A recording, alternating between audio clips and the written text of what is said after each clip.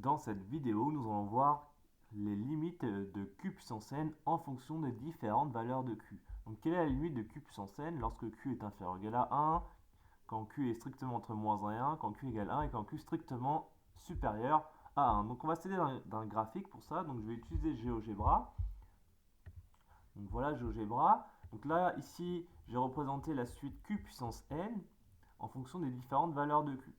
Donc déjà, on va s'intéresser lorsque q est strictement plus grand que 1. Donc là, j'ai mis 1,1 par exemple. Donc vous avez la suite. Donc là, on voit qu'elle tend vers plus l'infini tout doucement, mais sûrement. Et on a également le tableau de valeurs qui permet de le confirmer ici. Donc là, vous avez les valeurs de n, et ici, vous avez les valeurs de la suite, donc q puissance n. Donc on voit bien que plus n grandit, et plus les valeurs de la suite grandissent.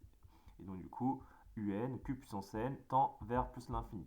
Donc c'est pareil, si j'augmente la valeur de q, on voit bien que la suite tend de plus en plus vite vers l'infini. Donc on peut du coup déjà confirmer le résultat suivant, c'est que q puissance n, d'après ce qu'on observe, q puissance n tend vers plus l'infini lorsque q est strictement plus grand que 1.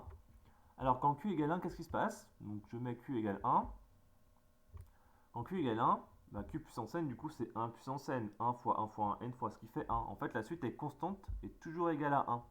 Donc, du coup, forcément, la limite de cette suite, c'est égal à 1. Maintenant, quand q est strictement entre moins 1 et 1, qu'est-ce qui se passe? Donc, par exemple, je vais mettre 0,7. On voit que la suite s'approche de plus en plus de 0. Et on le voit également sur le dessin ici. D'accord? Quand q est négatif, mais entre moins 1 et 1, c'est pareil. Par exemple, quand q égale, je sais pas, moins 0,8, on voit que la suite oscille un petit peu au début, mais s'approche de plus en plus de 0. Donc la suite converge bien vers 0. D'accord? Et quand q égale moins 1, cette fois-ci, qu'est-ce qui va se passer? Eh bien la suite, elle va osciller, elle va être égale une fois à 1, puis ensuite à moins 1, puis 1, puis moins 1, puis 1, puis moins 1, etc. Tout le temps comme ça jusqu'à l'infini. Donc la suite, elle va osciller toujours, et du coup, elle va jamais s'approcher d'une certaine valeur précise. Donc dans ce cas-là, la suite ne converge pas vers un nombre précis. On dit que la suite, du coup, diverge.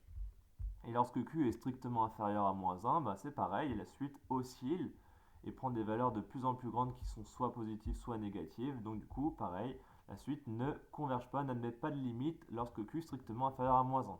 Donc conclusion, on peut conclure que la limite de q puissance n lorsque q est inférieur ou égal à moins 1, eh bien, pas de limite. Lorsque q est strictement entre moins 1 et 1, la limite c'est 0. Lorsque q égale 1, on a vu que la suite elle était constante, donc du coup la limite c'est égal à 1. Et lorsque q est strictement plus grand que 1, q puissance n, sa limite, ça vaut plus l'infini.